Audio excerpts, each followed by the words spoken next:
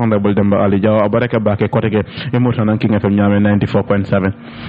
abarka bake Ebrima fana contenta bake pour ka murna jang lañin programme very good abaraka bake nata nyame kamanta Mr. Sanyang dunta non studio kono la sa intending abaraka bake fana nata programme to nyame yes esa abaraka bake Ebrima contenta ka murna kotenke pour ning banko dingole kacha kula melialon ko lebe ke kam banko kan nyin tembe na surtout melialon ko yomol sula bake banko la tanya la toro karola baraka bake lo kuma karanyadi chofo warata Sanyang ya Gambia Moral Congress GMC lo ko nyi dal alhamdulillah ngala tentu engagement ol ketale nte travel tale nung to Zigansor ntara nung conference la je arabalu ngonen travel tanu conference ning was on the role of universities in promoting sustainable peace and security in the sub-region olam Guinea-Bissau, Gambia and Senegal la Karola safo GMC la statement of family tamana intrawol to so mole asenne woldo after ngarid nung so murtanang bare fanang lok mu ko ngandi ko yafanan soto mo me ko mbadi ngolen kaf nyolen naka si nyokan na ma fangola ale ole minje do yandi non be danila ala danila fo ala se kafarni ni makay asala jang ni sone ay so lok ma keto la nyama alhamdulillah bim fata jang kana jang ko tanke kakaja kula mela be dani banko la ko barake bake kanga ko masini honorable Demba Ali Jawala kamunda sibiti tambila president Adama Barrow mi yalon ko wala keta banna sali longoti ka keta moti mi yalon ko sali ko la ay telephone daga opposition kuntiol ke komandi banko nyinkan abe kono Usenu Dabo mi yalon ko wala UDP la kuntioti aya komandi ka kondom salola bari Usenu Dabo kabirata be diamo kan fatu akani president Adama Barrow la kacha mosafo amantambe minute fulala akayen ke konton salol la eduwata nyoy ko banta president Adama Barrow o simfa nyami yalon ko ay woleta pour que opposition commande modo kumata ako president Barrow be lafri one party system la ne yo fo wolem kaje ko party kili woyto balori nyim banko nyinka akana soro memba jalayla e muna mi la je crossir dare president Adama Barrow nyin simfa menta okay abarka Ebrima ante fe aymenke ake kule wo betata le pour ka wati ka oppositional commande ni ke wal al ka doa nyoy barinte fe fanan wo adoyata bakele anyanta tambila wala le tengamera ko atenyanta lon nale ko opposition leader fanan Gambian kolle ado interest to Gambia la development atenyanta men kala wati ni wati ntengamera fo kari ulu nin kari lulu anyante kumandili ibesi ka bankola ko kacha bari ka fo ko dron salole si dambatu nge kumandi ni ngadwa nyoy te fe o man jawya bari amen adoyata le dal anyanta men kala aniya men ke dal ngamira fatata bakele anyanta nyinu wati ke kumandi ni ka kacha bankola ko la itol fana yela ideal soto ila fita banko ye tanyame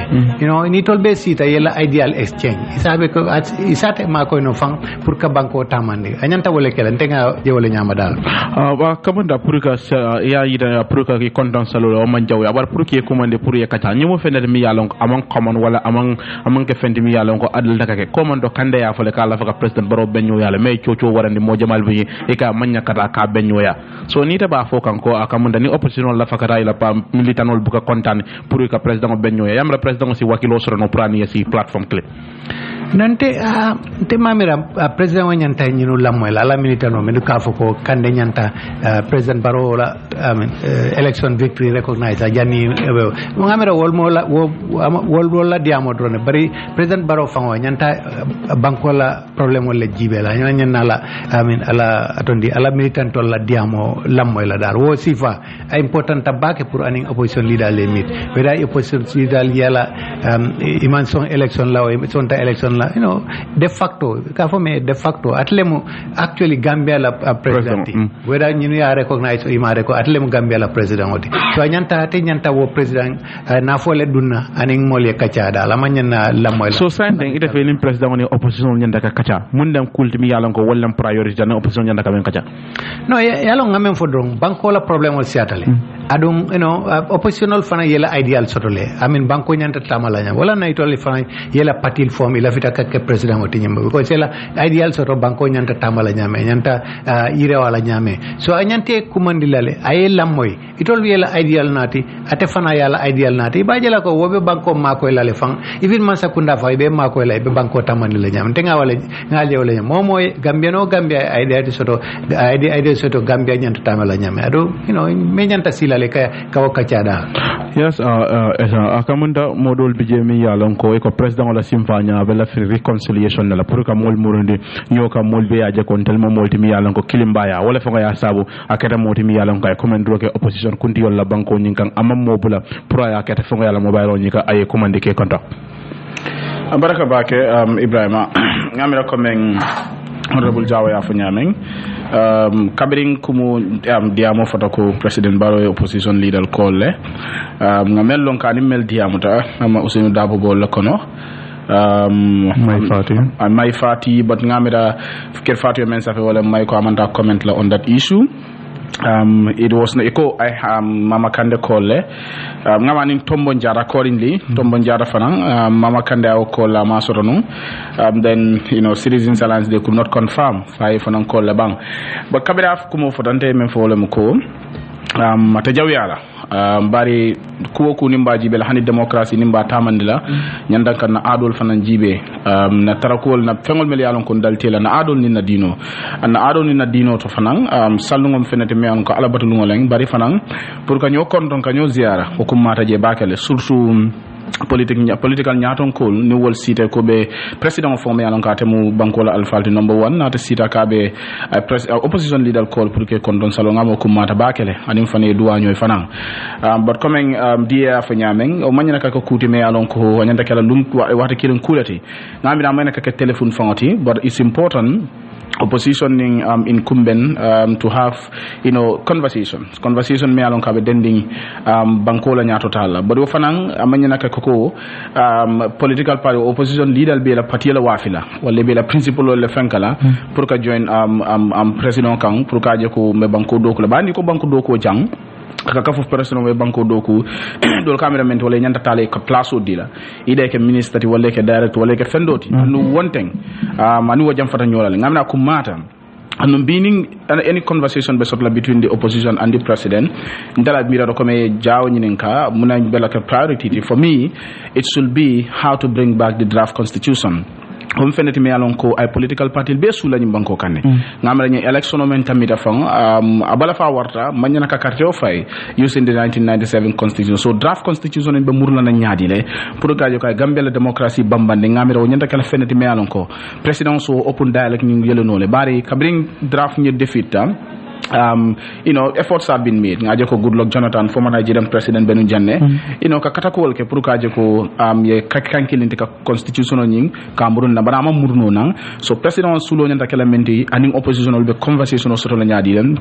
me alon ko is going to be an honest conversation regarding that issue ngamro kumata bari mon nyante hakilo tula baake fanan president wala nyi atem sul ka opposition leader call teng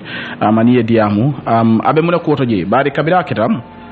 doli an fole fanko alafta ka gal mitle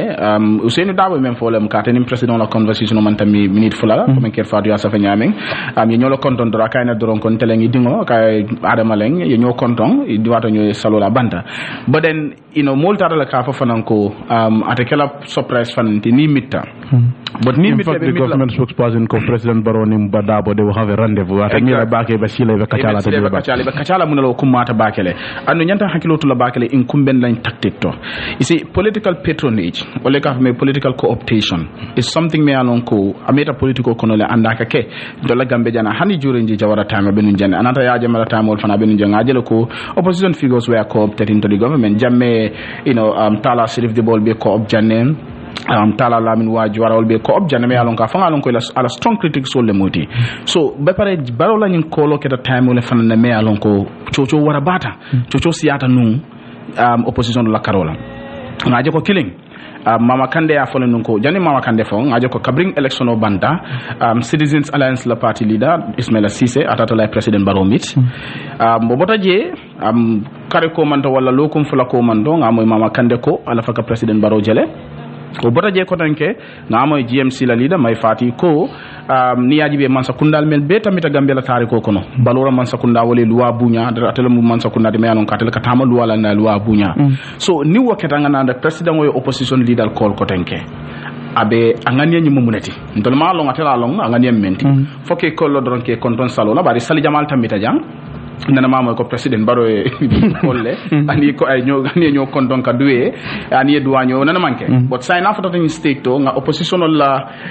somehow inconsistency jele ina mur ko tan ke president ke call to the extent that the president the government spokesperson will say there could be a rendezvous wom feneti me alon ko munyante mirala be ka kamenti isi o mambete banko la democracy to ning oppositional tata lusta principle la oppositional tata inconsistent oppositional tata e kaaje ko dolon ha man sakunda nyanta kafula no man sakunda ma koy na do ko banko sam tamanda no be kala andol nyanta tata positional to no this is not the thing because man sakunda tamita executive lale na le kaf men nako man sakunda bulu sabale soto wala mu executive team parliament and in judiciary andun bunda dol be jele mel yalon ko man sakunda katama so ni taaje ko hanita man dun executive kono is tara no parliament la wala na kabirin 2016 election oketa 2017 kono people like Khalifa Sallah will CDA in the doi ko man ta dun executive ya prefer to be in parliament but it will effective the world nga jele fam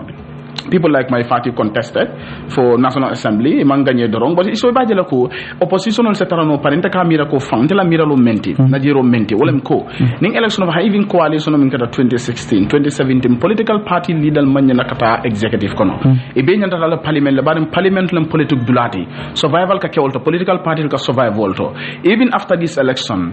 ning ab cabinet appointment be kala ngamira maybe technocrats wala nyanta tata bakeje opposition leaders will be nyanta wala political party leader be nyanta la parliament le ye nyo seaje yaje ko ila party will survive in that parliament so nyanta hakilo to la bake baruba min tactics le keka nata non ko ngani menti wala pour que condense lo do anyo kaje ko fana be banko samal nyami that is fine but fanang asikeno fanang angani manke woti abenyul ko op la nyamin ko oppositional silence the key weekend won feneti me alan ko could be a tactic and that is a threat to our democracy nyanta hakilot lo manyana ka so wala one party state ndema mi da Gambia Moses Sibo ke mi da ko be soto len banko kan sai mamira because hanatar nun ko be all the opposition leaders kafute koko sa mbebe ta president Barrow le kan ibe mol soto la bi askeno Ebrima jara fa wala fa ko ha sa mbedu na poldo be wala la ko politiko ko because o man bete ya banko la yu wa fa ngoto fo e mol soto mel yalon ko ba fa le ko mantara ke kanku e nyanta keletende fo yo soto balu ko hali balu hada ma dingo fa wala ne ka fo man nin ko la duway ka fa ko ala kanam fo jawo la bar ala kana jawo sawolom hada ma dingo mi yalon ko man jawo fa soto e nyande fa cross la so fo be ku ken dolle ke kamba so man sakunda ngo ma opposition so ngamri nyande fan jibe kulale foyta fon ba ke kan kugol fo man tara ke kan honorable wona tan ne kabri wato mi yalon ko UDP la député o do biji ako president Adama Barrow te banko sambanula natala non ko Ousseynou Dabo man traje bari president Barrow commando ayafa ako ñunu yam batandi bakale so mona mi la tekti de foyta blata wala ko president Barrow wote banko sambanula without Ousseynou Dabo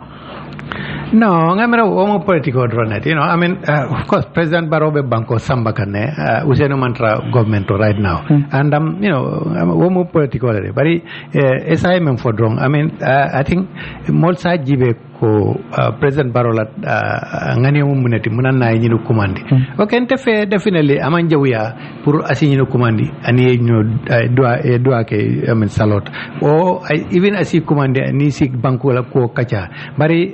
ni ajibe fang I mean commandi ten I mean malum for deliberately I told choose because party siata Gambia to bari ngamera party nani I would run a command wala mu APRCT and GMC and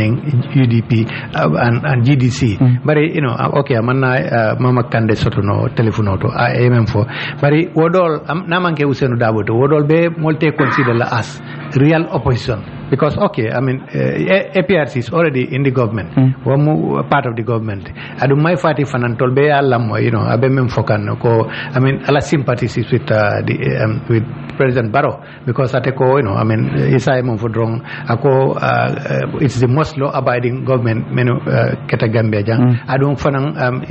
setalo menke Banjul fanang ndol mo jamaya I mean man song ya kenyame because the NPP le fo in fact kabire commande ko mom moy yela NPP t-shirt o junni ba kel that was wrong antenga America ni be setalo kele nyanta Gambian ol bele commande le setalo bari may fati wo I mean I wo helle as very very important akamunda may fati yo ko warandi la ko beta warandi le wo keta nyame wo beta le bari inte fe definitely wo man beta e manyana kela partisan isuti bari sorry may fati la karola wonata nan ne kabiri may yafo ako policy convergence natra nun ko ital GMC belori menkan ani NPP belori menkan ni kumbenta wala keta fendi mi yalon ko ibe taranin tanya kilingola dani tellement option soro bar foko man sakunda tentu ke jayi do lala mi yalon ko ye walata yeah well the assignment for the danger is ni atra oppositional be putakalla adama barokam woka bankola tamanya nasan di bake because opposition important ta Gambia to bake adung any democracy fana opposition important re ni masakunda ya tamandi ten dol nyanta tarla bantala wolba jibela masakunda ka tamandi sa fay ko imanyanna kelate nyanta kelare bari ni molbe ko tata masakunda ilata masakunda ka abako mota sotola men ba fola masakunda ya tamandi ten nyama amanyana kela nyanta kelate. So what is the danger munem silandati may fati la comment gindo ko president barola mansakunda is the most law abiding government mansakunda mi yalon ko walla ka bulal wala sido no banko la tare ko nyindo ka tambi mansakunda fulola mi yalon ko wolle benum banko nyinga munem silandati je ante man silandati so je because the thing is my Fatimu leader of an opposition one of GMC right so pour even kadung parola masakunda to yo right so le democracy allow you can very danger is menu be alonko inyanta masakunda tilindila nir call rolbe nata la masakunda kang de nga wala problem wala mun silan dati dal because abe compromise natila adung masakunda tala doko kenola anyanta kela namen because abako mol bebe tarla ka ke jay drong mol te criticize la wo wanyanna kela dal modol bije mi yalon ko nyin comment ya iko ya jela ko may fatima molti mi yalon ko ala fakka fo president adama baro la man sakunda la kam wonata na ne kabiri nga ya fo akabe official la president baro kan janabe la opposition kam December 4 presidential election o mi yalon ko wala kera banko nyinga fo defana you take it that way kam molti mi yalon kala fakka la man sakunda la well jumale bali kala man sakunda kan wato kabiri election be kala ay opportunity ka baraman nake so maybe sign anata just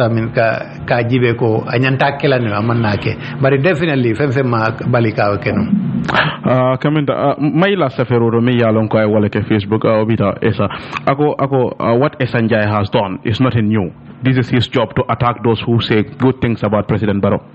Ako Sanyang menke amanke kukutare nyimu fende mi yalon ko adalita wala mala do ko de ni mo le kukendo ke President Adama Barrow kuma kendo fo President Adama Barrow la ko dorong fasina ay kuma foy ila ko esa abaraka bake ngamira abakuma la bake fanan ni may safono ko mo jumale kuma kendo fo baroma defindira na ngamari attack o bete ala bake le na se remind wala because kabiring baroma sakunda na tanim bitema nana ma remember wala nana manke lunkiling me alon ko mo me alon kay president parola man sakunda jayi nga fintina nga attack andung be pare ka fo men attack the word attack maybe even the literal meaning in the dictionary na jibe nga kuma kongol melfo ma attack nim may fati programme lo so ker fatu makata mo adam salungo la ngaba lokum fula komanto programme ni be den pour kayna ayem mo le kacha kabing election okra 2021 mbitema GMC la lodula be nyaadi le mun be kan mun for the future for the party so interview nyun kono fay ko comme modol ye men fon ko kabdi ye reject no ngadi IEC tata court ye declare court ye clear that IEC should allow for the nomination from you but woman na succeed mol ye men jawolem ko bari mo oppositional to nyun nyanta kaflano oppositional ma ngay mo jama yo fo akonye ko mo jama fane men fon ito ko mo jama ko nga kafa opposition mo jama fane men fo lem ko nga join president Barokan andu nimbe join na any camp kan don be jonna president Barole kan so nka ko well wo m fendete me alon kay mo jama kijo fara in the sense that mo yam ni mo opposition oti because ning may ko ala policy convergence with the NPP then why will you be an opposition in the first place ni ajo ko itala tamandir nyawle policy la fa banko samala nyameng woning president membe je la praman nyal kilinta la ngamere may nak opposition ya fonka in the first place inyanta talal dorong ye join that is it so kachana da fon kuma jama lel fotaje surtout fana ngay kumol men fo ko Meatina resigned as an advisor to the president. Amakata o kulul fala bari is out of secrecy letter. Nga nkai ko yenyum fala nun ko manta fala bari out of secrecy letter. Ako amo fo nga nyo sabaje fo nga evidence bondae telephone honyu doka avoka ko mo nyum fale na dafa ko journalist wala ma fenga ku ba pare fana nga fo ko munati ne president baro tombong over other leaders in the 2016 convention. Bari diamo nyina ta siaso na ta finti ka diamo ke Facebook ka safero ke ke arabalungo la murra ke jumalungo fanana tili comment sama len saloti ntemang jabire ke because ntemandra Facebook fong Ebrima mandra Facebook news kang the only social media platform can be used with WhatsApp even Twitter account sort of bahana details ma remember fong. So I'm not using Facebook. I can access media platform on la Facebook fanko like Fatu network. Nke la Facebook account open nke general Facebook page but through Google, but I cannot use Facebook. Nta comment no la mbega fenke no. So more like a screenshot ka senye ko my Fatu yenye fan all that ma jabi. But nata jeko akumata bake because program on yunto ala nyo sabole binan kanunje anundam co-host lati mala fi no moli aja ko be debate le ke kan tani may le be debate ke kan mala fo la no so ngabula ko le calm down but lefa kuma jamal le fala abol kono ay interview men kenum December 20th 2020 an standard newspaper lake journalist Omar Ba so ala kuma kangol kono kuma jamal le foje ko barola man sakunda te me alon ko amantara banko tamande kanam ni mo December 20th 2020 janning December 21 22 sa kamta exactly 1 year before the presidential election ako barola man sakunda gambianol nyanta bondilale nyanta kartio fanle barola I remember in fact the headline is Barrow's government must be voted out in 2021 sanje kilen jani election nya ko man sakunda ni nyanta bondilale bari man sakunda ni mantara banko tamandi ka nyama ako even contracts awarding I will be attackle policy documents ako in fact baro man sakunda le be banko divide kam more ako family talata kama may fatila ko mo lo fote ako family talata nyim banko kam community talata nyim banko kam abeta nata si fatam fanso political la karola baro man sakunda la baake kanyum banko kam may fati lañu kuma kawol fo ako infrastructure men baro man sakunda kafo ako infrastructure ning what is the ako to nya mambala infrastructure but what is the essence of infrastructure ning the economy is pushing a lot of people into poverty wolam ko fuare be banko kam mo la balu be koleari konko be banko kam e kamune infrastructure may lañu fo baro interview ñun ton ker fatu interview anata foko ate na don nunka be jall baba join na baro le kan kay munatina ako because barola policy and people la policy awle prefer nga push mum policy sifal amam fem fono fo atata fanyaro kalaw nata foko ha infrastructure mbela fo continue bari 2020 tela kilon ko janko infrastructure man na fa soto ni mol be foare ya ko ne be konko ko ne be bata kono so nde nata même fo gameno pour que gameno remind bari ici Ibrahima ko mata jang nyanta kan na politician o hold to account wala monti kontibo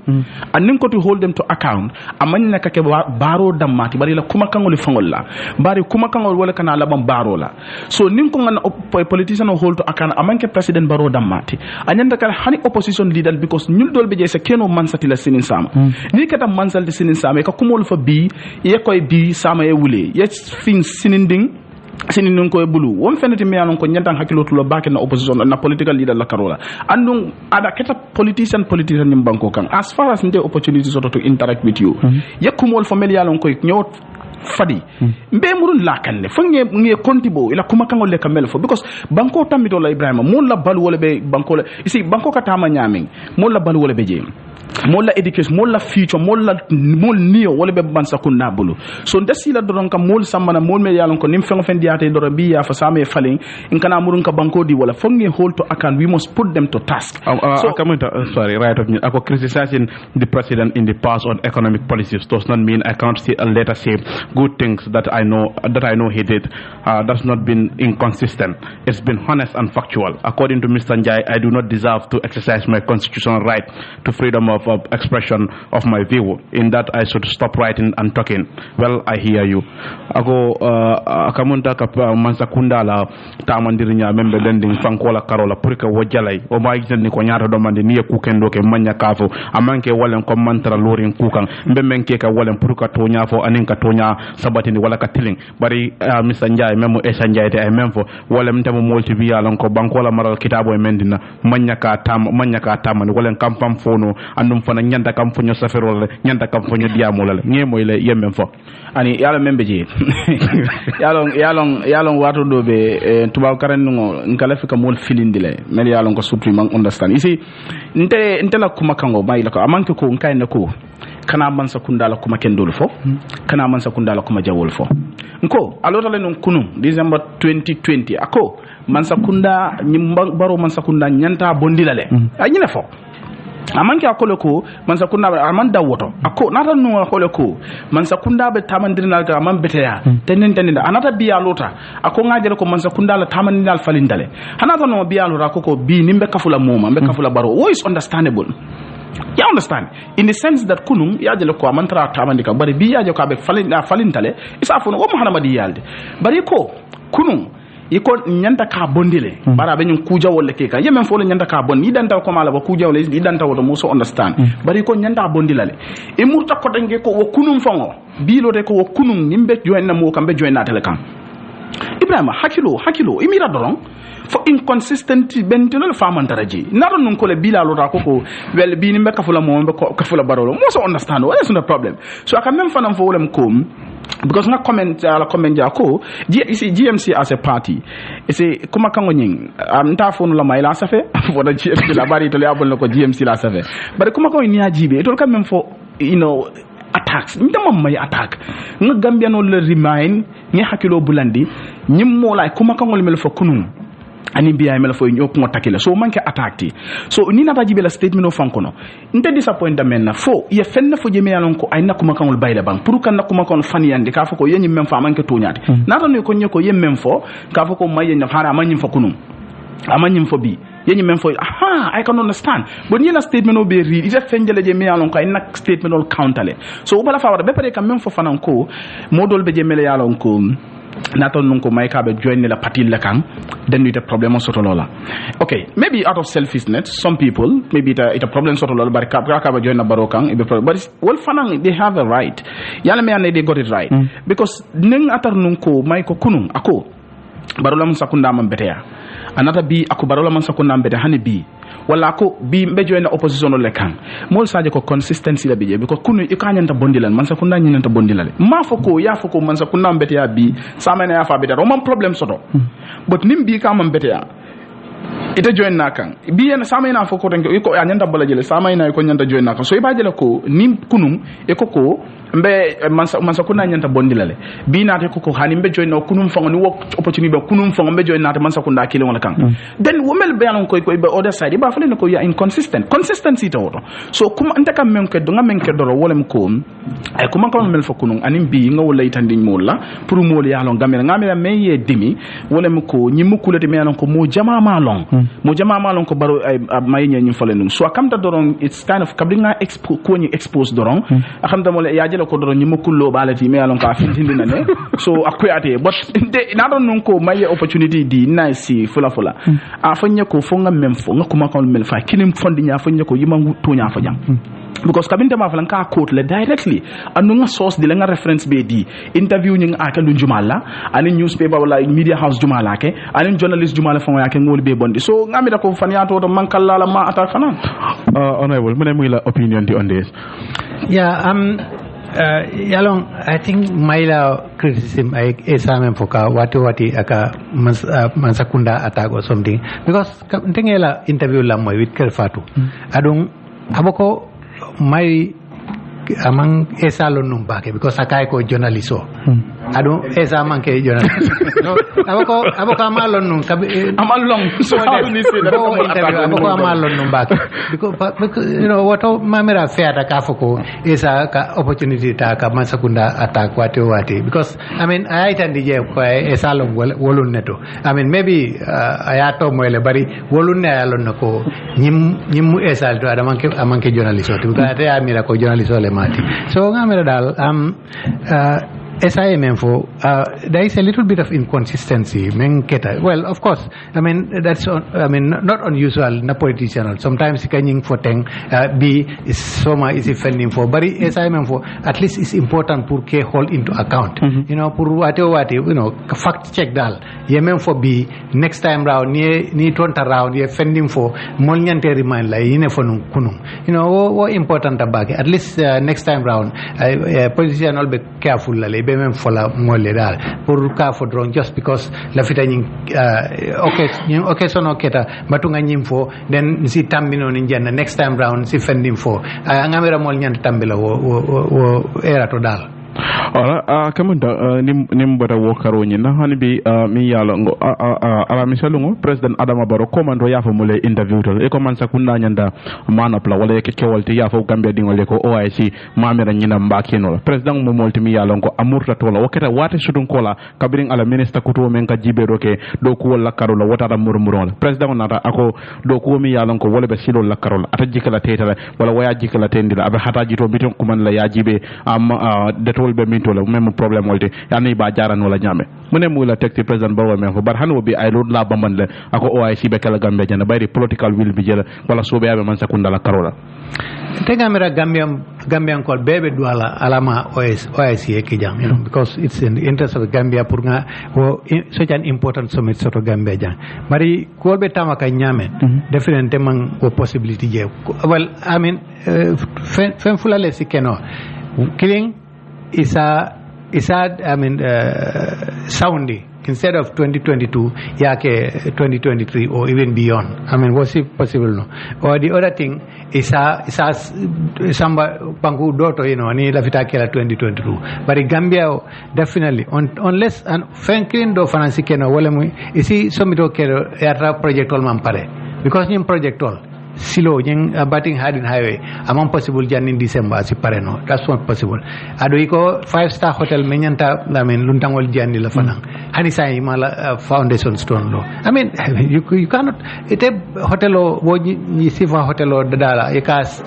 londi within 6 months among possible for a tambi wala so you know I mean was keno asikeno it also somito keno yatra I mean wo project all mampare bari ni la fitako I mean wo project all ning somito le benya la nyola then among possible 2022 I mean ying somito sikina wo masa kunda nyanta sonna wala impossible I mean ko betama kanyamen you know I mean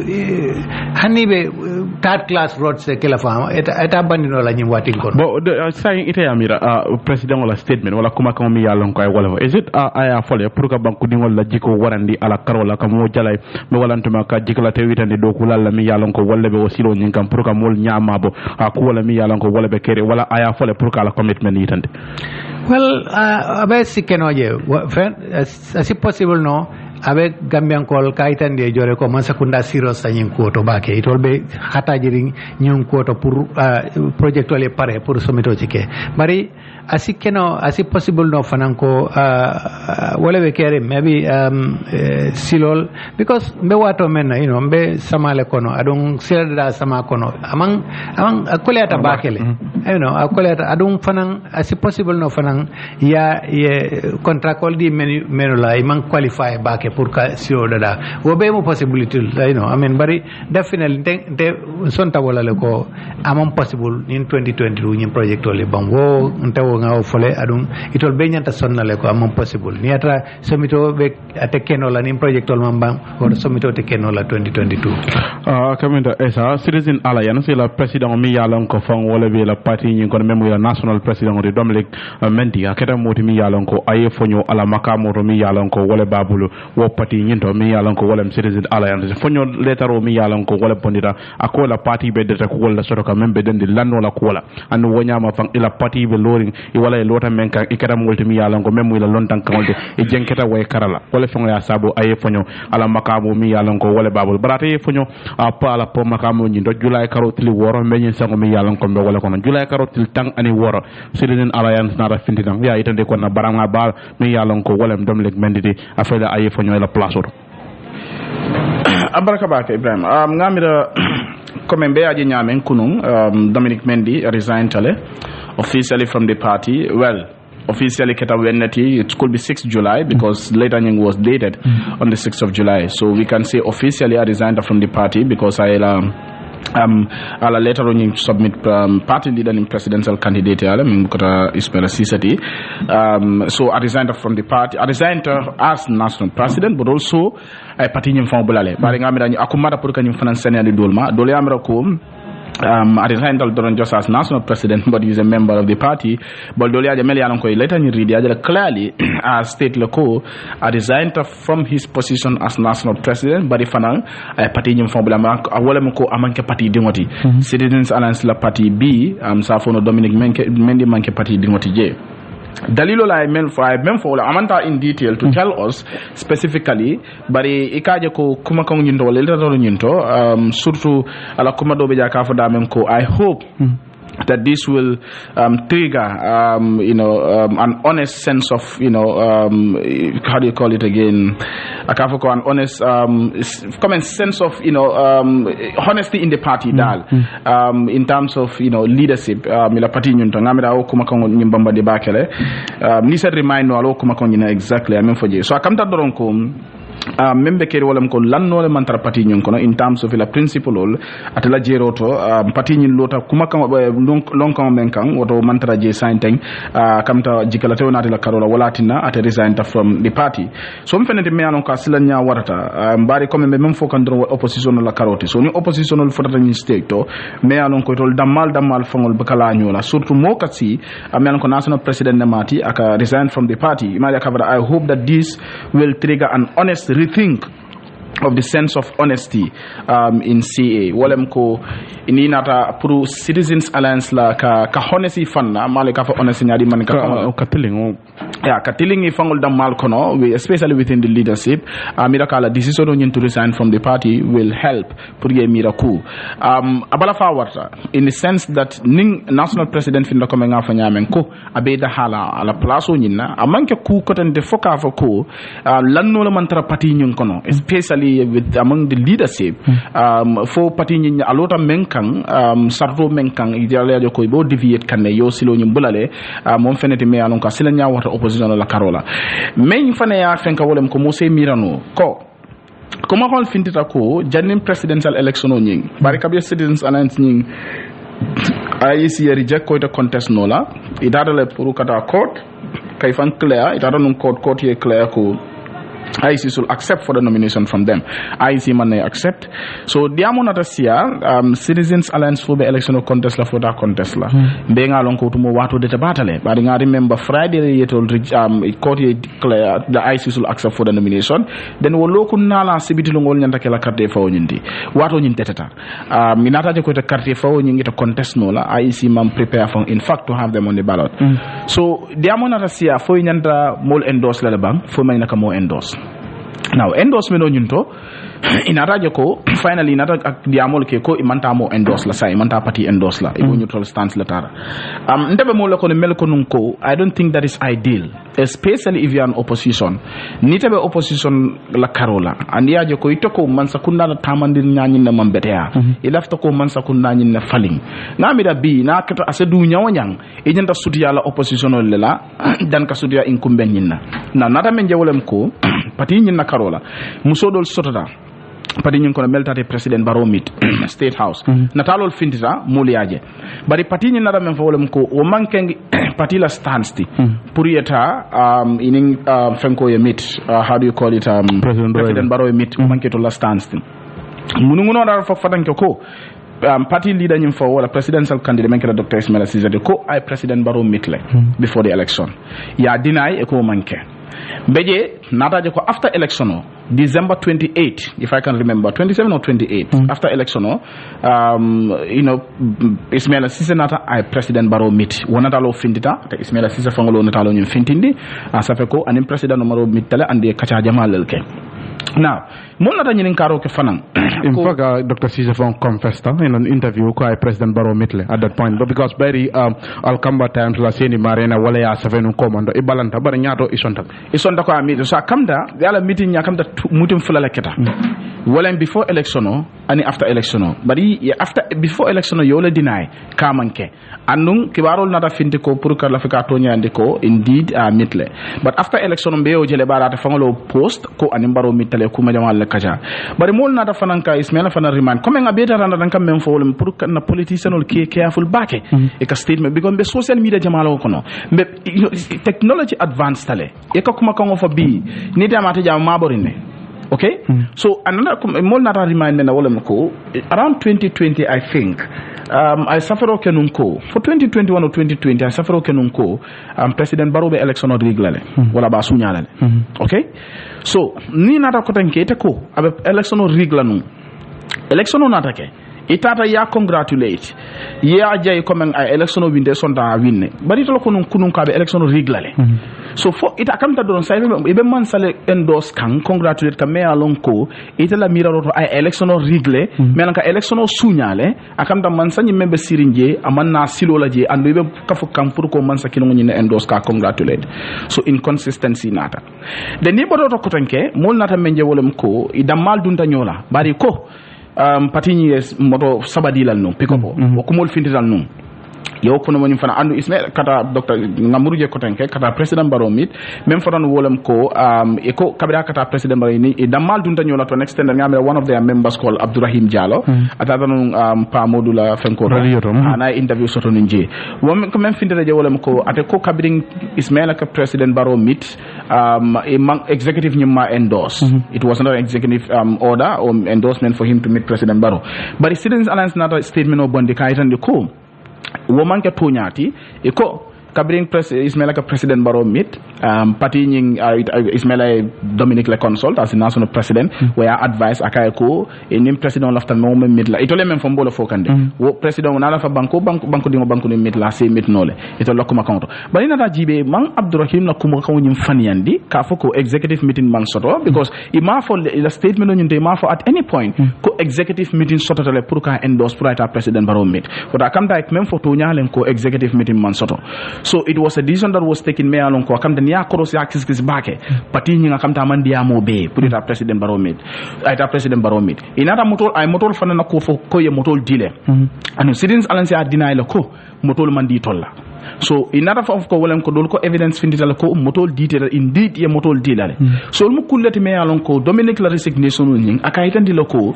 ku jamale be pati nying ko me alon ka tata lanna bal yala karola fodol yaje ko pati la leadership nying ila fa pati nyu wafila alota men kan because mo jamale jiko soto Citizens Alliance ko kabira kana funding kewol mo yaje ko okay nying probably kala new party de me alon ko new ideas bo le samal nan ban ngeen nyaaton ko nyim fongo jibate be nyamen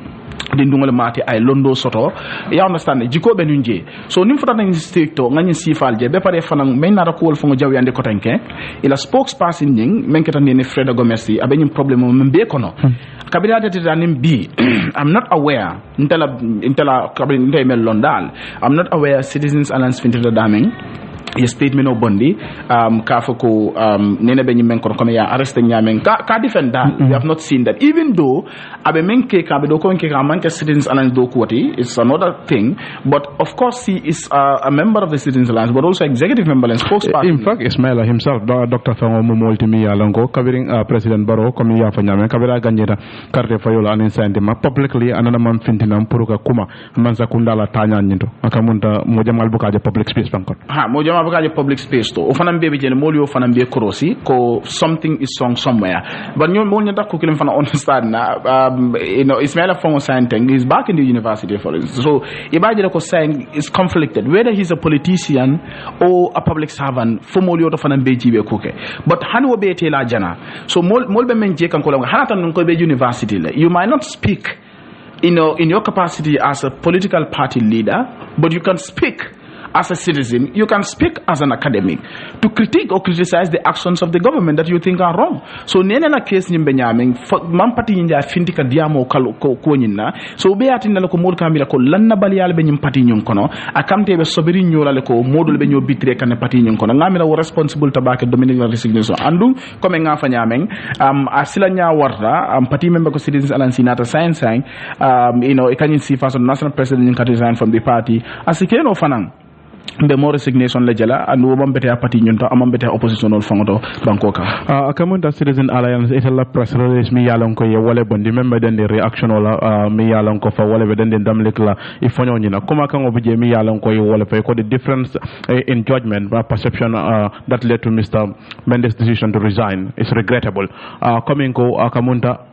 jeri nyato anim fana middle yato mi yalon ko wala ya sabu Mr. Mendi ay fonyo ala place ro amo fende mi yalon ko akamunta mo safu amanya kala nu mune mu ila tekti etel be mem fo kam bayri dol beje ko nyim massive cover up lati mol ibe fende ma boka mol nyako do bayri ka mem fo wolem nyim man na dama ka fo jeri nyaato ani miral ja ay mem fo wolem lan nak wolem yalong esala analysis is quite good I think ko analyze nyame important tabake because be yalan ko Citizen Alliance kabiriya set up jang mo jama be happy because at least it's a new type of politics ye wole na tenya mo le confidence ko at least it will be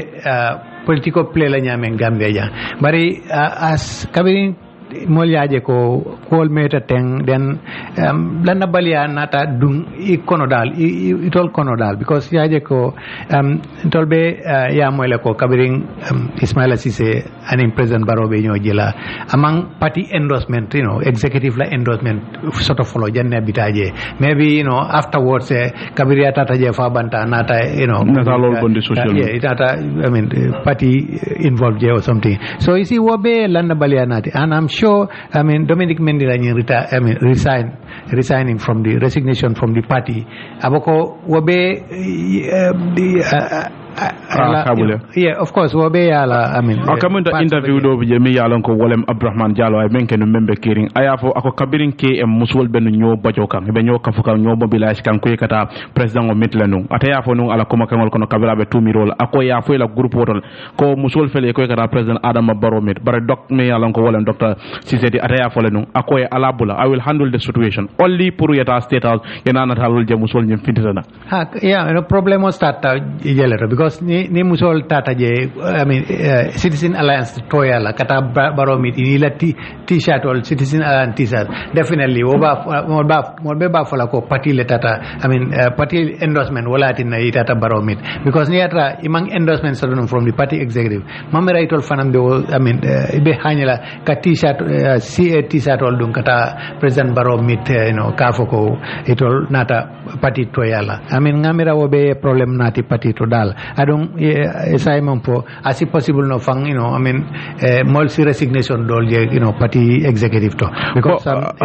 domlik la kuma kan romi yalon ko ay wala fo mo ibe mo mi tala jeri nyaati wala nako party lota menkan deviate their values e lota menkan i jenketa way as an opposition ni lota i jenketa evaluate menkan what does that mean to you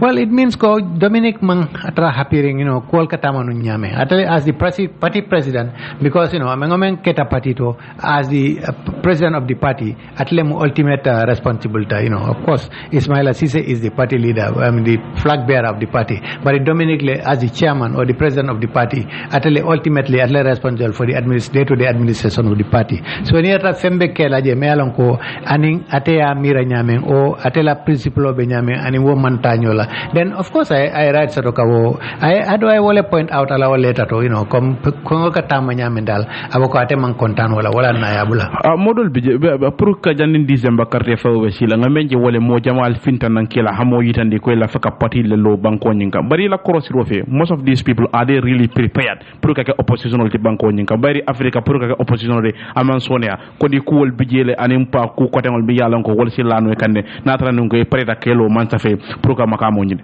well of course I mean ni ajibe fam men nata ke molbe mo jama yela party form e ka fo me briefcase party drawing momo yala I see fully ayala party register there the objective was it all imagine jama bije data dum President Barola kamto because ila fitanum mi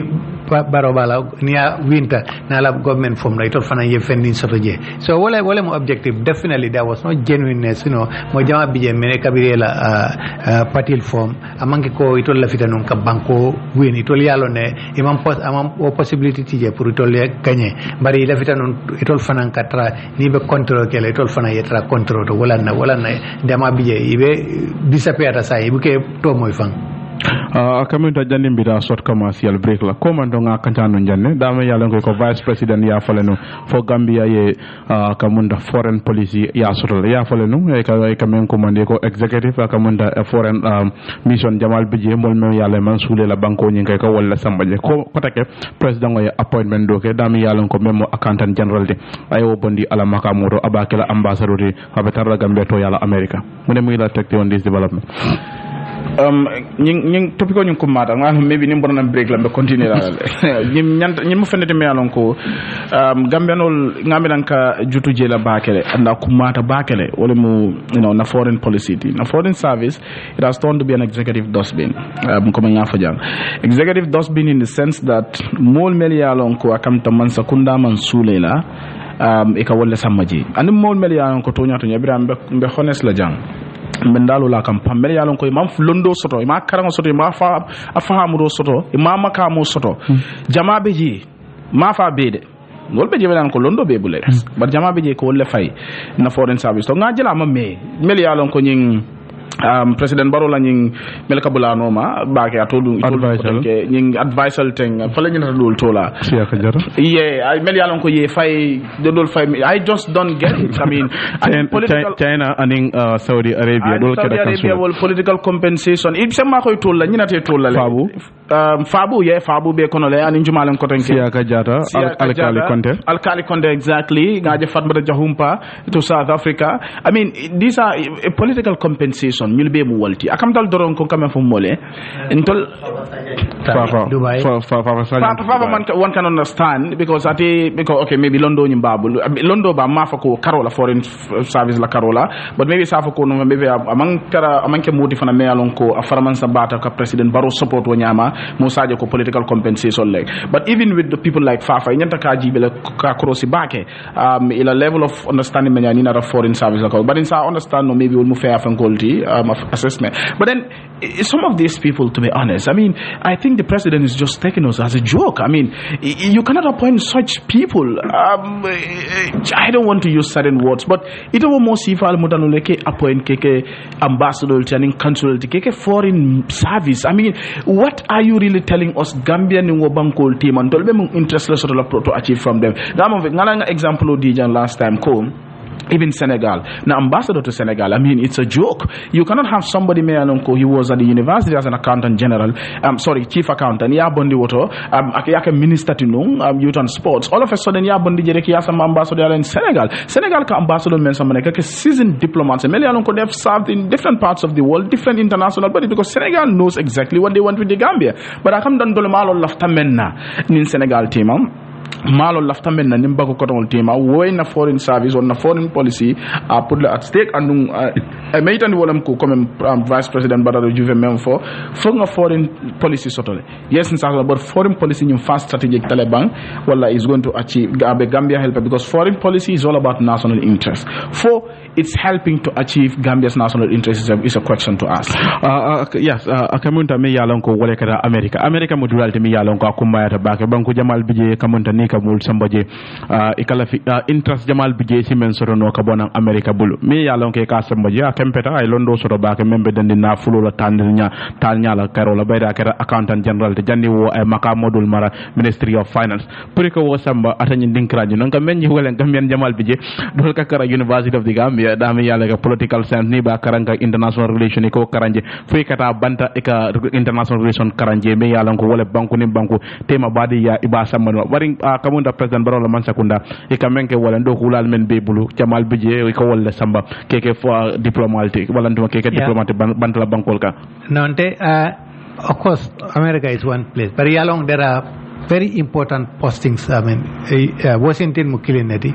Dakar Jang Senegal I mean another one Abuja and then London these are very very important postings tengamira career diplomat me alon ko ay diplomacy le karang inyanta wolle kelaje wole balon na ba handul laña bari kaw ñing just politician or tawaranto somebody else just from this public service as samba or dualto and tengamira dal definitely wo man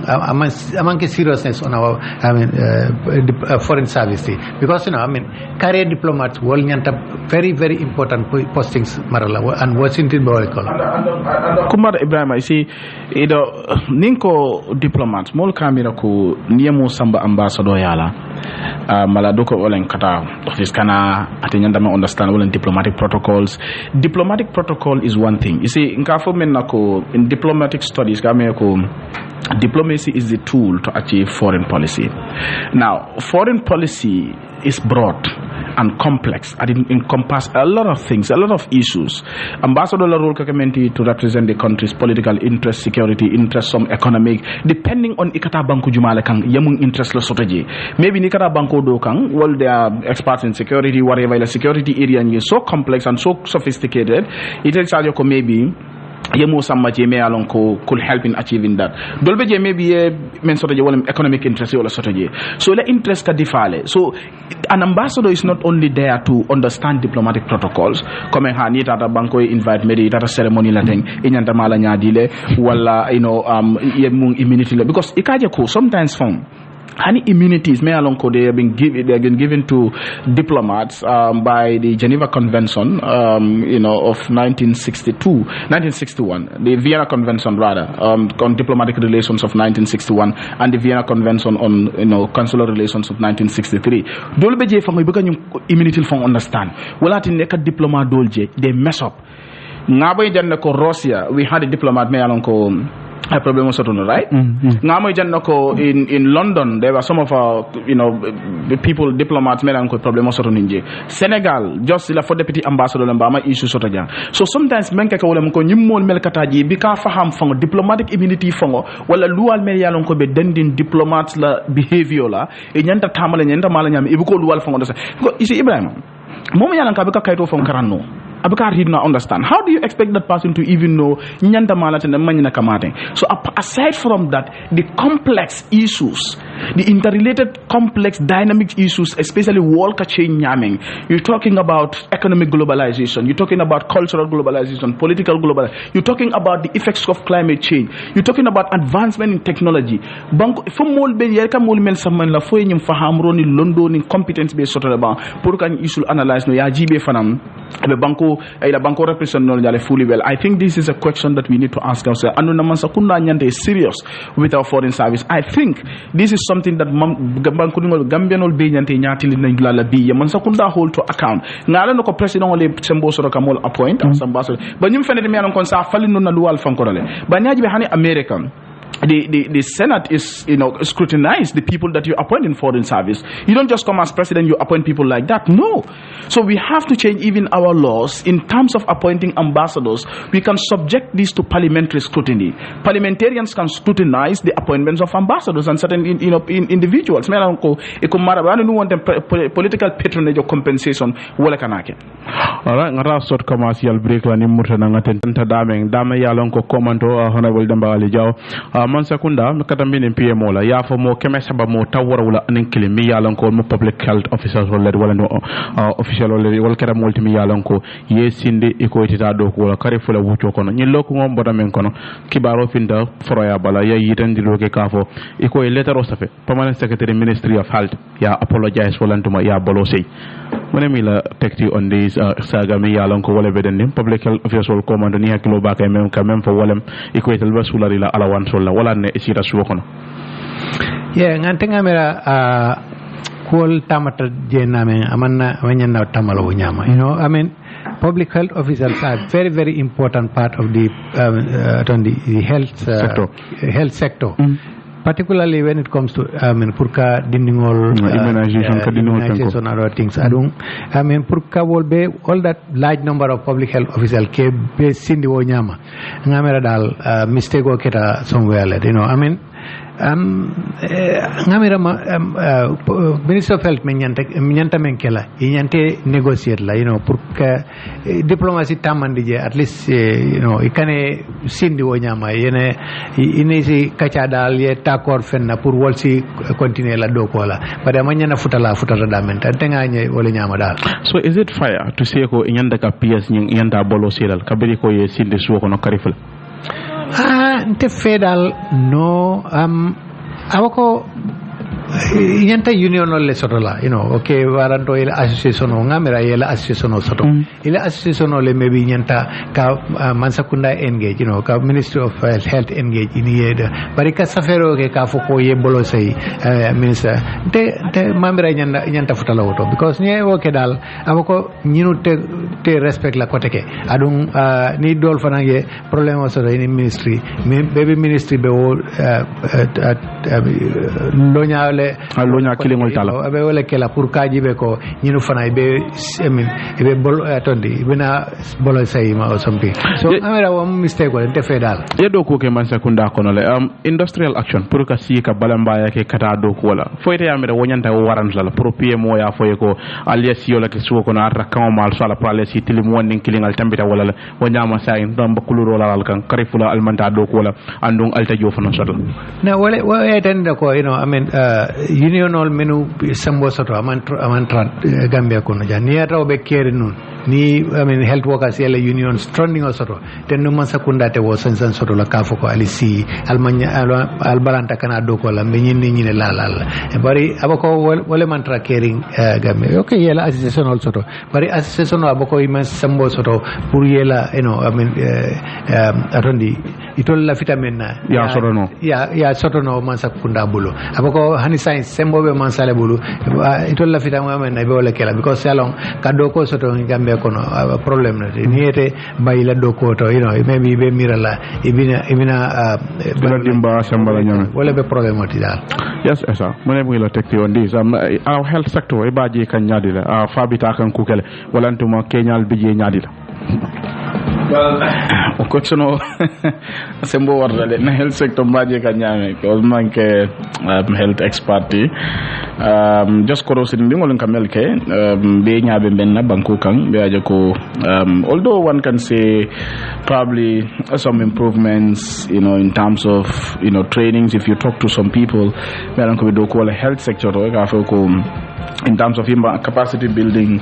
world be fenka kan jele ngaje ko Dr. Jamal Fananka graduate from the university, nurses and all that. Be caring here. But ngaje lo fananko tarde balle be health sector nyunto ni nata mola jata kende ala karola o fanan fongo acknowledge ning public health officer la strike to nadiamu man diamu nun je because mbekala fika diamu ko bela sa ko mel yalon ko mallon di soto je man enough information soto da men fanana but then la strike nyim fanan little research kala ka find out munen dalilo nyim fongoti be strike nyim ke kam men na realize ko allowance ko len but allowance nyim fo fenne me alon ko it was in the past nyante jola la bang wala fo allowance le me ba claim kan na realize ko allowance le me alon ko ba claim kan ko nyanta soto because near problem on be jibe camera it has to do with pay discrepancy kajandiro me mantraje in terms of melbedo ko health ministry Dr. Rolf Fanang aning no sol melialon ko ibe health ministry ngama problem so renda but mol janda ko gilim fana understand including even the public health officers melan ko strike num wala ko nganyum fonu jenne ko mansakunda doku wala tubabu doku be ka londo jo aka kaito le jo jumale kaito so do bi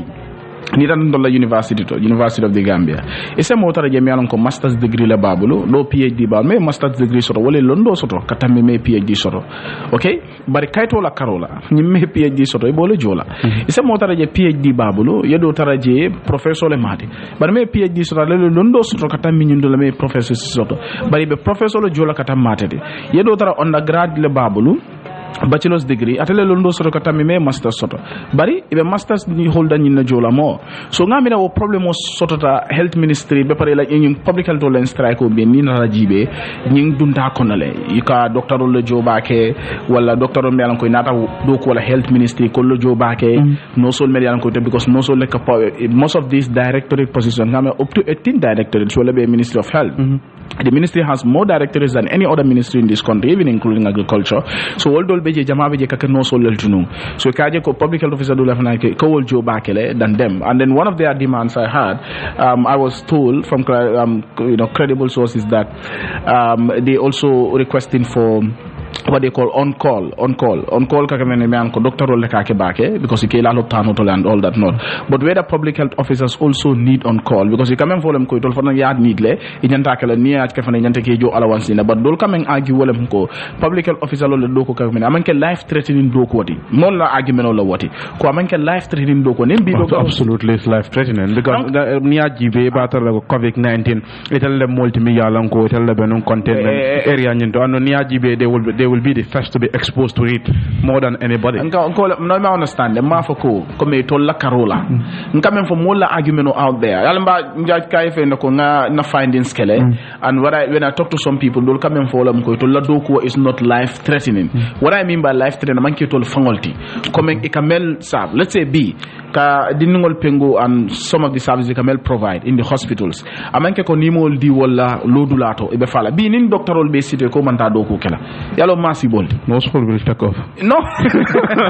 no. Doctor le kodo no sol mono. And mostly no sol ka fengo fenno doctor kanole. So you need difference there. So but at the end of the day men na ta kelom ko ngam realize wolem ko. Imang nyomo in terms of allowance payment and all that not. But ngam no feneti men ko ndela miraro rama na ka fota ni state. Ngam the association and of course the relevant authorities at the ministry should have reach a compromise. But men coming honorable later of apology même fond safen. Why would they write that in the first place? Niyo sava kam de ya isondal ko boytale. For me. You understand? So at the end of the day ning itoko because kabibe strike nyin gamen jolam ko ministry threaten fen ko tala silandile han wo be balan ko be continue la. Ngari member from kabiye 371 of them suspend. One of their officers ngaja story doleto on one of the media houses ako this is our salibo because ninkata shortly before salo ako this is our salibo. So you cannot joka kamta ko mantara silarin fenda nu but coming aka fa nyame ko mo fe balu e family la so nyanda mel balun la so ni ko si so ko no karifula ite jola salary nga mom fenede melan ko doliye mira la bakele wala ni nata som pour ka ka sobju bigo nga moy nun ko fana yem ke badol kile pour ka manero ka di ministry so inata mur ko renke ka statement no isu pour ka so apology nyim fo gaade nako wote boytale nya ba mo apology mo balo sey lay boytale so mayna ka futa ngamina mayna ka futa stage relevant authorities and because amen kala wole ko ku fulale comme dia of nyame ya jele nar nun ko public health official succeed tanum ko yana doctor ol yake nun janni no sol yake public health official of succeed akamda mol nyabina dunna ministry la ti mo sabunda la bakale bayilo ko dara ngasi bari kama même fanam foten public health official ta say sonda foi apology letter ke ka annual apology sa kamda ministry so akamda say ibe ministry fanam be sembo so la sa ko say ngi teach lesson nela mo fanam bina strike la ko be ke kula wala tinna strike industrial action is something may along code unions especially leaders of bodies or associations should be very careful they should have a thorough reflection coming to take that decision because atam fenete me along code ni itata serious industrial action bowl ni dunta ko no muruko mataji because ni muruko mata rong man sakundal nyaka duya so gamam fenete me along code next time they should learn from that ya joko be fengo fenke ka demand kan is really genuine fotata dawda ya landi momo nyakoto ibajelo ko yes ibe bolole kan kamunda janimbe laynol yella ata meke be bakem ba yella la bari kamunda nyin karola fadla man sakunda do ko la jamal bi je weyi larin ko la tolbe la falale jolof news is okay ko as recent as last week the Gambia government spokesperson who is also the presidential advisor on diaspora matter Ebrima said he had no idea whether civil servants will go home at the end of July with hands paid packages kamunda quand pa wala mi ko ni loko ngomi yalo ngom bada wala kon man sakunda la diamula memo Ebrima Sankare ta telephone ka president o yamari bantala banko la ko wala gambe ni mi yalo ko wala be bantala e ka aka malok fo nyin karola fadula wala amang kulu soroje fo nyin karola fadula man sakunda la dokulal eni la jo kuto nyin ini obe sela sugo no fo inata sela bar komando Sankare fa atay press release bondile atay afole non ko man sakunda akete suloti la purkaje ka jola fa andi bala fa la julay karo nyi nekon na mutanan ko ka fama idea soro fanyin karola fadla abe kelale famanta kala well te fedal ngamera be kelale masakunda abakoy tambita dulamen to mi anta murla koma saymo ko to le mol promise ko nyin keta nyin approved already I mean ye mol be scale lo ne I mean nyanta kala but whether ñing July karifala le ba commencé la waranto August karifala waranto bari definitely I mean salary increment bo mamera masakunda si hanyel kamuru koma woto because already approval ketale adu molbe be jikiringala mamera masakunda si bruno komo yito Kamunda kibar killing wako the Minister of Information Lamin Queen Jambe was quoted as saying everything held constant. The new pay scale will be introduced this month. Well, yeah, ntenga wale mira dal te fedal masakunda te bruno la koma koteke nyimo kay amera itambita ba Kamunda kibar woni kono be fanu kan aka meja ko Kamunda italab kibar bunda mem Jollof News ti ako do buje mi yalon ko wala ya fotele ako nyinta keno la nyin karo mi yalon ko wala I think civil servant growing fat on this expectation of the third salary increment be prepared to lose some weight this month because the new pay scale will not be implemented because there is no money for it. Wanta fanan jakali bakele pour weda because tolbe yalon ne ko atondi expert jama diamanta nyinto ko Gambia imang ila economy man strong enough kanying salary increment support bari the fact ko masakunda ya fole adu ya already ke budget woto ya ya approve nte nga wala na muruko moti dal bari definitely abe economy bodi ko budget woni ni ko Kamunda puruka ke budget de fo yamira nyen 2022 budget woni ay nyin include la mi yalon ko wala nyin jola fat. Yes, Tengamera ya include the very fact ko yes ya dada ya foko it's already been approved, you know, it will be ya fole, you know, mol be ya moile. Tengamera nyanta kela budget ro jani iwa approve la ko fae tra budget to. But the thing is whether budget I mean Gambia economy strong enough kanying increment support. That's the question. But it's like muro koma dal ndema ojije dal. Yes, Kamunda Mansakunda ifo on the 23rd President Barobe Berola la dinkraro mi yalon ko eni federal government be nyola Walton. Yalongo commando Ministry of Health Ministry of Justice ifindana eko list nying ya revoke le wala ya brukal mi yalongo wala be dending Kamunda Global Home of Medical Mission ila dinkira nyindo modol bije mi yalongo hanibi italman sewo eko mansa kunda mantra ka bunyaroke kangola mi yalongo wala bata kiti bondo. Barak janibe futaloto lafa diam quickly on the salary increment coning the question on ka fo man sakunda bo sustain no Gambia economy be nyam kibaro do soro wolem ko ngamen moy wolem ko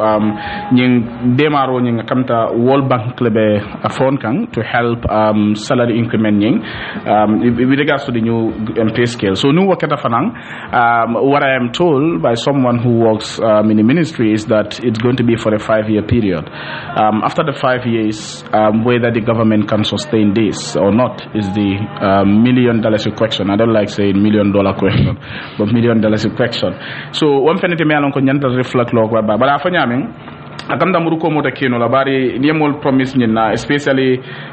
you know politician or especially incumbent katara yamen som dansi kanyum kolji loko political capital lendal they can always capitalize on them priya fenka so fenete me alon ko mamira ngamna man sa kunna nyanti mira la bakele whether is sustainable economy na karola. But then in terms of Mansakunda be you know foundation stone men lakan 23rd of this month anyanta kala hotelo ni nyanta melola pour OIC project ko ni dia fa jang hotelo ni fango fambe banale ahead of the OIC summit because OIC summit ni nga kam ta doron nyono newle beje fabe kala fata kala because niye nyininka hani OIC secretariat member Gambia niye nyininka we da summit muntu mala fabe kala e be ka wati lorindi la dal and president Barrow fon kabiya nyininka la nyin tokono kabata nyi murumuru la ya nyininka muntu wala summit ni bekala ngama ka fako OIC you cannot give definitive fanko exact date but I mean that is not the truth. You know there must be a period, a date in fact specifically but you have to OIC summit bekala ñu lumkari la so man sakunda bi ya lonne OIC secretariat ya lonne summit ñanda kala wato men so nata dun ko 10 iyalen mbe alon ko December abiga tamit til tan sabanen kilin nan ko di so December 31st nata mi tolo dona wada manke disiati so ngalon ko ñu OIC so be nabe kala Gambia mayna ka tamit December 31st la ngoy koy ni ñoma so man sa kunna nyanda fala mo le nata non ko ya fi la ko ñinta kinu la andum be bo la je ka xam da ko sansol melpe je ñun so bi jëm prake because nin summit men nyanda kala 10 hanata non ko December 31st la nyanda kala hotelo fon la foundation stone man la for 5-6 months to go, let's say 5 months specifically to go for the summit. I mean is a joke mandaraka ntilin nyoy sainteng but dula nying anyanta kala daming abe diamo lo kono anen diamo nying akata nene freda la case leti mi alon ko global home mission abo la represent kan inde gante la country representative te dia masakunda membo ngadi lo ko court case jamal le ketam andung court case ning abeka rule in favor of global home le ko to letam nyundulanti but man sakunda na foko global home in fact does not exist in the sense that among exist legally they are not registered andum fanang ye list ning cancel but kunung just kunung fact check Gambia ye fact checking ning ke wala ka kisikiziro ke fo claim katonyalo fo claim nyinko jumane tamu nyundula fawti fo global home le tamu fo man sakunda le tamu andum facce Gambia nata mem bonde Yusuf Telo wala safe ka fay flex dan akisi kisoro nyundo nata itande ko Ministry of Justice kuma kan melfo kaaje ko global home exists e ko o manke tonyati ay metani wolum ko global home existale kabirin 2006 ye recommendation of the pour your registration okay and the letter I provide it was dated 14 December 2006 wala brakani fi municipal council bulu now inana fa ko ko fananko ko mat register but I like kisikisiro nyunto ya kaito bondi memo certificate of incorporation thing me alonko it was issued in 2007 14th day of February so 2007 na yo issue kajako it's a registered entity in the Gambia so list mem form for coming the list is cancelled nyulla fact check Gambia la kisikisiro nyunto na raitande ko ufana manke to nyada murta aminta ko wada munta ko court order men beketa court ruling sol mel beketa in the past in favor of global homes stands Ministry of Justice la kuma kangoli kambel for nyulla fact check Gambia la investigation ya itande ko is null and void because atala for judgment saba me alon ko lekata nyim mata nyinto so why tanti lako membe ke kan dorong ni man sakunda tata to go ahead and lay the foundation stone nyindula nyinto oda kam ta ko tilimbali ale be ke kan symbole be ke be symbole use kan anin ka tilimbali ya mola me alon ko legally na luwa metande wala mkatel ituleta mu nyundulante be pare fanan court na rafa ko nyanta around $500,000 nyanta nyungama $550,000 nyanta nyul compensate la for the damages and whatever anu man sakunda mo johani sai so wala tin kamira modo nyinen ka ning malefa kamuro comme mayku kan bon kamya ko man sakunda is the most law abiding ning example of fele jang man sa court order keta jande sinya saba e ka fa mole ko this man sakunda is the most law abiding ning court order fe jam man sakunda e banka nyi joko dolam man sakunda e banko renke ko katama court order mendi pour kanyun bula ye fankanyun bula so we fom fenete me alon ka sanyi man sakunda question no for really whether they are law abiding or not ngam fenete me alon ka kumata bakele so fenne ngaf comme ngaf nyamen symbole be nyaay kan den tilimbali al fan mbeke kanje ahead of the foundation stone le ne aji be nyento fang inconsistency le be nyento fang because what it also ngamera court ya order ko in global home nyantela rate jola adu ya jola bi area sotonu itata jo and man sakunda ya accept how can you say wolmang exist ni to la kodota la rate yo I mean inconsistent I think man sakunda a mistake bale ke nyin koto it all mone muila take you on the actions of the Attorney General himself by the atalanya ka cabinet advice on law luwala karola ani man sakunda fon in general tamandir nyala mi yalonko wala nyanda kala pour ka je ko ak letaro ka bonang itel fon bulu ana la solicitor general ka yitandiro ke ka fo compagnie nying ama exist nyata do mandi yanana yafo you know what nga sa nga list nyim fo ngo fo burukale dame yalan ko mo jamali challenge lu wala karola e ko mam bula luwano mani be mo la list ni revoke la silol le bije kaminita na ngamira mistake bale keta Attorney General to because it all nyanta man sakunda advisor nyin luwa is this not even deliberate? Well, I mean, I don't know whether it's deliberate or it's just lack of, knowledge or so, homework back. Like, these people had a list since 2007. So, abako, Attorney General Chambers mela homework pour yalon ko nyimbe existing. Tani ba fola ko. Itol nyanta menkela, nyanta negotiate la with these people. Maybe it's the allocation do deal, just to calm things down. So if they are desperate in getting that place, pour kela hotel okije. Compensate la somewhere. But ikafo ko man exist. I think that is not tenable. Ngamira, it will be symbolic use kam purka court la judgment. But how about the action of the police? Me alonko, they are here to maintain law and order. It seems they have been used pour que Kenya dol ke mi yalon ko akamunta sinna democracy nyinga samwane dino luala tamu banko nyinga ital nyanda ka menkanta akamunta bo tinyakan. Well, of course, I mean, wo manke luntamati in Gambia pour executive ka police all use ka, to achieve their objectives. Wo nyanta tambila num because we are in a new dispensation, but unfortunately it's the same scenario wala be jekanje, abako executive lebe police all use ka kela objective achieve. Bo esa fo man nanan ka per sotaro soro bayri president o wala ka IGP tombo he dance to his tune aka na bulo ko se ayedo jambe fadala je because nga kuma kilim fokotanke because the Minister of Justice relate menkang eko registration system on kabia check ñu man traje but according to fact check Gambia the digital registration system ñu man nanung I think it came around 2014 so the Minister of Justice a check in the system they couldn't see it doesn't mean that it was not existing so time it not a check nyinke and ruling sol melketa I think one of the rulings in 2019 at the Cardiff Magistrate Court where follow ko puri nyanta ñul jola around $50,000 is la I think $500,000 or $50,000 is for the damage which they refused to do. $50,000 is man son ko ke because a trespass leken and the ko ye loyal for nyinen kale for court order nyin can be overturned. Court order cannot be overturned by any because you loyal men in Kabul kono lamin S Camara me is a criminal lawyer in the Gambia you'll be in Kawle metan ko wolem ko court order can only be overturned by the same court or a higher court but an executive decision or statement cannot overturn a court order so akamda so akamendo kame jitandi wolem kango mi yalan ko wole boda kunti yol bulu wote yele mandiro keno la kango la membo kiti bon exactly kiti bon nin kiti bon kango di wo kango nyin tayele mandino wo kiti bungo dammal so kango ele mandino walla kiti bungo me anon ko wala bobo e santo wala so ele mandino wal bari man sakunda wala ka statement no wala kuma kango manyana ka court order nyin overturn wala ka falindi so mu fenete me ko so be ajila ko akam da donon ko luwala man tara tama kanjang man tara ko bula luwanu ma so in terms of IGP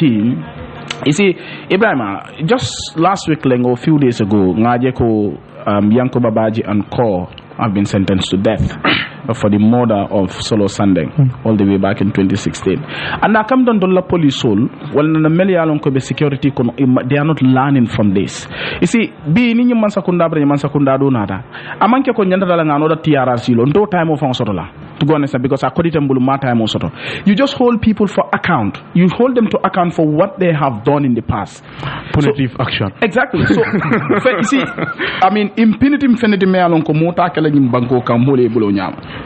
Okay, IGP, Yankuba and others have been sentenced to death because of their police should learn for, but I come into the security sector for Malabedaming because Nimul, I come to Hanisa, they are not learning. Imantara Karankang,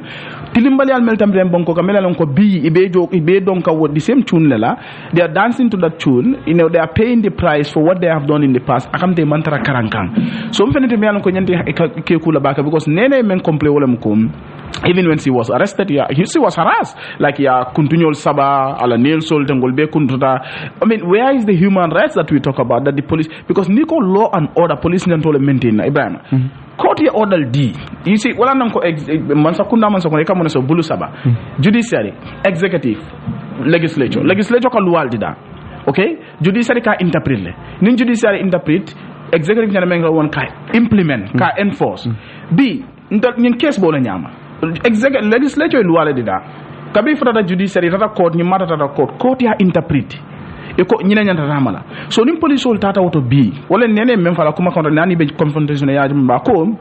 atol nyanta menkela wala ka court order tamandi jang because wala muka loi implement to implement the law to enforce the law and non court ya interpret nyina nyama so munati na albina ka fa ko bota high authority for high authority nyime order mendi ya base loi la kambang wala ya bondi court la judgment to bang ima bondi court la ruling to so avant dal mandara loi tamandi ka albe kangole tamandi kang me alon ko abota mo kangoni loi fatatale mun nyanda yo understand memele police on melkata je melka nene arrest ibe kangole tamandi kay mandara loi tamandi kang isa lo nyama and wala because ne TRRC fongo cibe nga fa ko modol na jemel ko ha ak abota santole nga regret le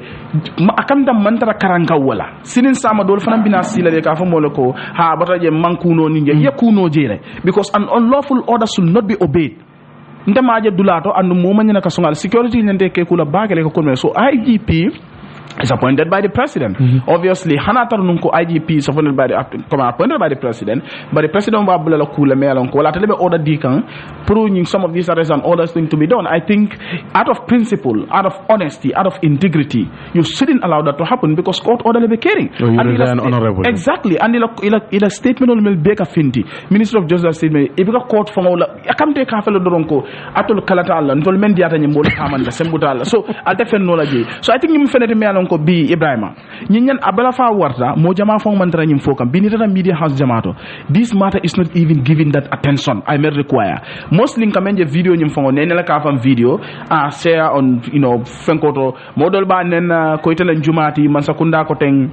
yalo ngan fam bi with that belief ko ni man sako silo bonde konte ko ko fa ngam fanyi nen nim man sako silo bole kumoto ku wala ka fara wala ka tay bar silo ka bole andu ma ñana kake so media household and then civil society activists be mun ke kan punyum kole bi nyanda wulla ka finte kaaje ko court order men tamata nyima wala na nim may la kata nyunto ay nyim fonun ko ako bi so disappointing ko nadar nun ko president Barrow laftanun because this is law abiding wala na laftanun ya kumba jeta kabiya la case ketanun court ya declare ko ja kumba sul go back to pala ko nim Barrow laftanun abe bannale anu fente kala you see that is so disappointing killing ite femmen kala jang yes system mo men kala jang man sakunda men kala ja ya jamal man sakunda ko is a dictatorship it's not going by law by the rule of law and all that not e murta ko tangeta mu loyale famote luwale karang bi ka lo ka famole ko hani Barrow laftanun abe bannale ka court order tamandi anu fente no laje ila luwa karango ila lawyer karango ila lawyer ya anafali and yemen kela nun jang iko same system we bole enkoleka you are abating or grooming a dictatorship in this country so banku dingol nyandalo la bi nenelen bi sama asekeno di etile asekeno Ebrima la asekeno ndetile so ni man affect bi alon ko sama se affect nole ning luwa tama banko kan luwa le soto court nata yo order di your ruling kay judgment di ko nyina nyanda tamala hani say man sa kunda be tilimbali yanin sembo jay kan ibe balandin ka kola me ko koto wala di ibe menke men diate bole ke ka mobe be sirinde be derin tok e gamel ko fem manke well ndole tam banko ni nati nyata tinyanan ton lay yes honorable janim bela ko commander lal tala line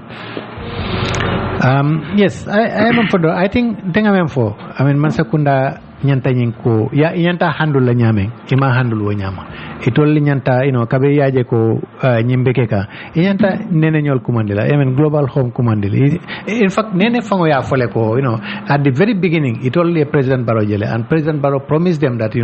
will correct the wrong men ketano during ya jame time ko the dula umrun dilema ni police sorry ni menu benunje anti crime ni obota je itol be umrun dile but afterwards government na tela I mean tone change itol malo men keta dal bari tengamira men sekunda nyanta men kelano eni nyanta negotiate ni ata ko they were interested in building the hotel in that place nyanta dula dole nyine la ka di nyino la ke appease rather than ka confrontation ke bari nyi woda ka sembo jay definitely mamira wo betamala dal nyimbangu kan eni longa 9947512297 wala number timbe commander lal tala dame 9947512297 wala number timbe commander lal tala dame hello 9947512297 hello without 9947512297 wala number timba commander lal tala dame 99475122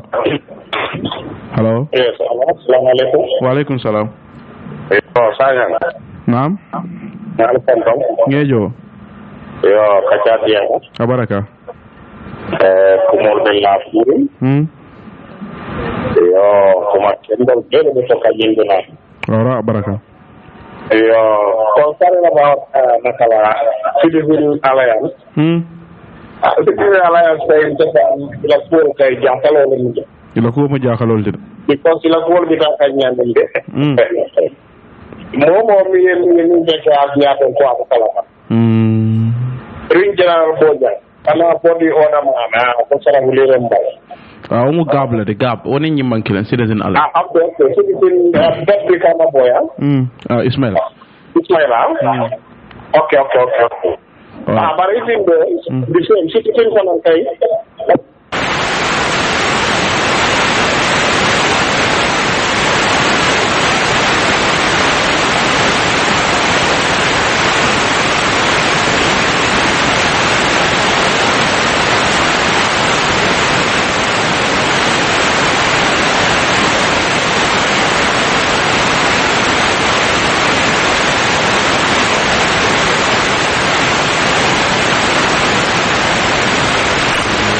jara fe musana 4.7 to la may ko wala natra nun ko mi yalon ko kamun tamol be ko man do ke kambake pour ka je ke dabula programme nyinto ni membe studio ko no wala Mr. Esanjaiti anim fana honorable Demba Ali Jaw. Hello. Assalamu alaikum. Wa alaikum salam. Jara. Naam. Jara min personnel ndawol kontona. Be moy kan. Allah ka tabe interferum batale. Abaraka. Mena oncle fana kontona min amin Sanyang. Ngombe na oncle kontona lamin Sanyang. Okay, abe mo lamin. Okay. Biya boritale. Jara. Naam. Mansa kundate luwa bunyala. Mansa kundate luwa bunyala because yalo ne ko to nyate bulu wala tne masona luwa bunyala because ibe sembo milta kan nena Freda Gomez la kuoto. Ngabara kitu yola kuntuta against Mansa kundani nena Freda Gomez la Carola. Okay. Foye tonya di nene Freda Gomez la ima wasa ando imansona tonya di la tonya etara nene Freda Gomez bulu ito lefta tonya etara ito bulu so ni Mansa kunda yesembo jay nene Freda Gomez kan imansona luwa bunyala yamre banko di ngolbe sona luwa bunyala bang abako le ala fana ngalu hello hello ngaji jara naam donc wullu wa sifana be banko kam mi yalon ko banko dingol dammal luwa bunya okay arasa man sonna bulala wullu wa arasa ton kol man sonna bunya wullu wa bunya la mi yalon ko banko dingol dammal be wullu wa bunya la okay masa kunda man sonna luwa bunya la yamira banko dingol be sonna luwa bunya la bam ashikole anun kole ko mote luwa e santo ani masakunda ni mu masakundati e mantara luwa e santo so ni won ko e be luwa mutala ya lay bulokam okay adi amo be fiala da alation yala amin abaraka bak 9947512294 wala number timbe kumandir lal takandame 9947512294 Mr. ya wesi kumandiro ken wala kotake hello assalamu alaikum wa alaikum salam. My contribution is very going to be very diverse, clearly. Okay. I hope but it's we are the authorities, the citizens are the authorities. Mamoy?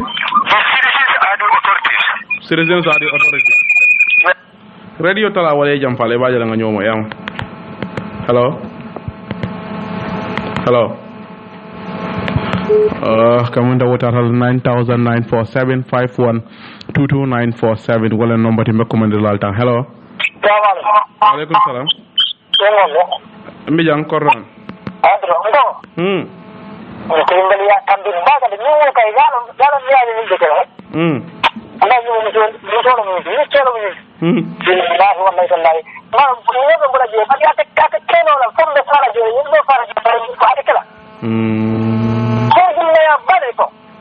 Okay. 9947512294 wala number timbe commande lalta kandame kamunda kuwol bukatani sembola luwala mtro na natra nunko fangale kanda wale soro luwala karole kara luwala to. Hello. Hello. Minimbara. Kenedi. Alhamdulillah. Dalo ndebe diam may fati la ko ko. Ibe diam la? My fati, okay. Akapotele. Radio tala wala jamfaro. Don jamfaro radio le, man ka radio bala. Yo sa mbe moy kan e ko nyani? Ko my fati. Akapotele. Okay. Sike wundala. Afa kuma ko min fo non biya ni le to le. Wala mun dalo mun da conversation. 9947512294 wala number timbe commande lal takandame 9947512294 Hello. Hello, Jara. Naam, enimbara. Radio tala wala jampala. Le ponki kan lamen, okay. Alhamdulillah. Alfa ba ko don ni me mu jawo. Abe moy kan. Ani esa duala ba ke dille ngono alama ala ka bulon dola. Amin. Yalo ni ko be momenti esa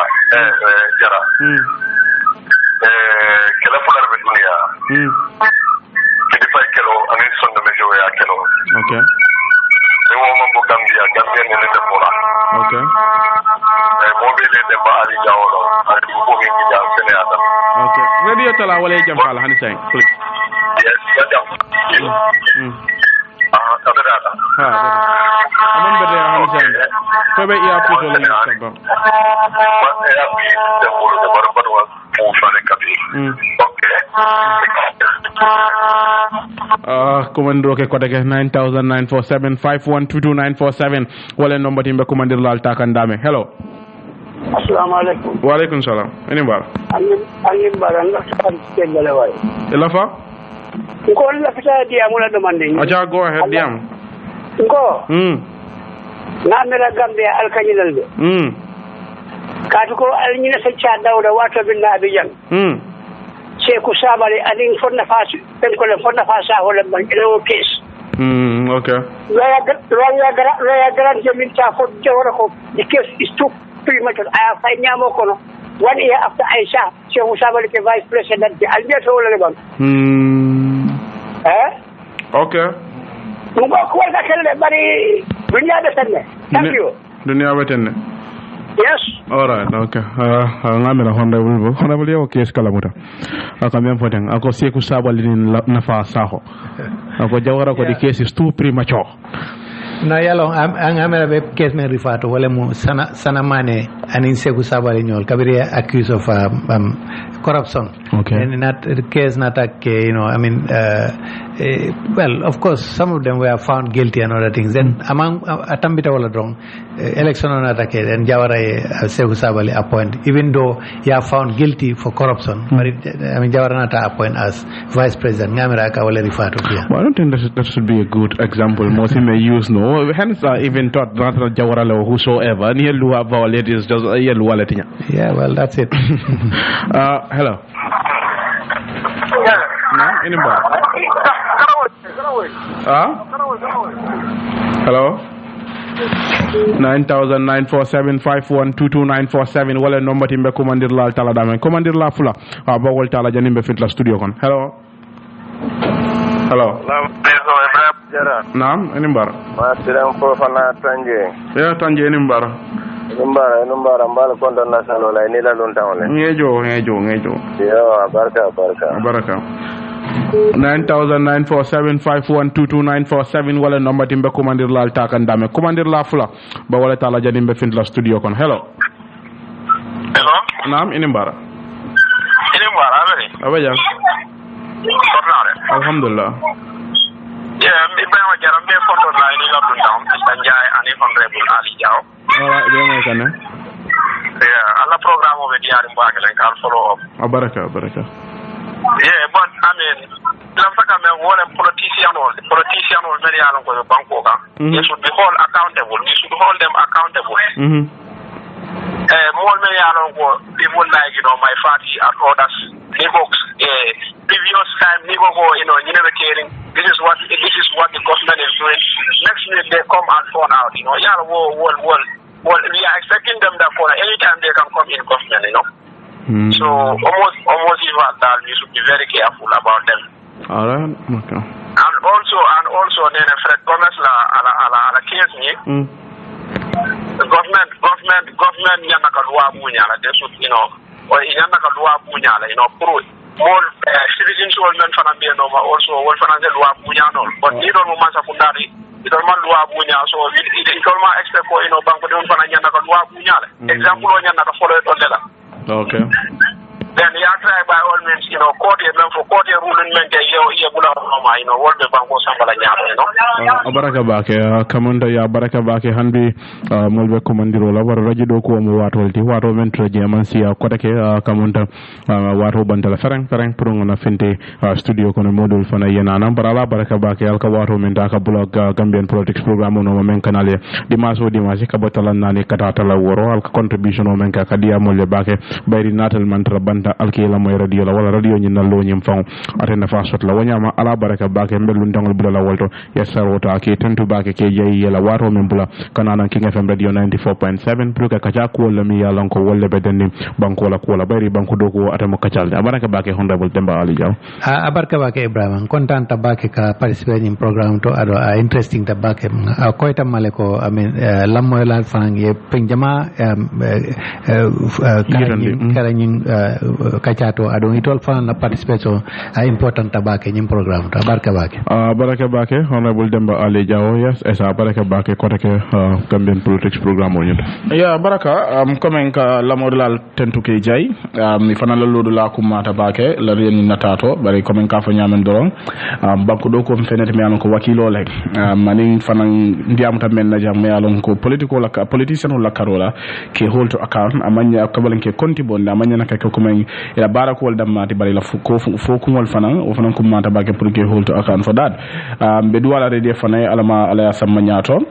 atol mel fana yalon kalbe maral radio ke nyal tamandin nyala alama alayal palaso ni juruwa fana be lamur la tentu lambe jayla ko denke fo watido ala baraka bake fadimas nala inshallah ka botolan nani kata tala woro nga murdo nga programme dial Ibrima Jalo lamin Sanyang te manna studio kono sande bo sama inshallah talantang anen kilim nga kibaro dial kibarol men finta kibar kaytol bala anin telefon kibarol mi yalon ko ngol la soro wanyama ala baraka bake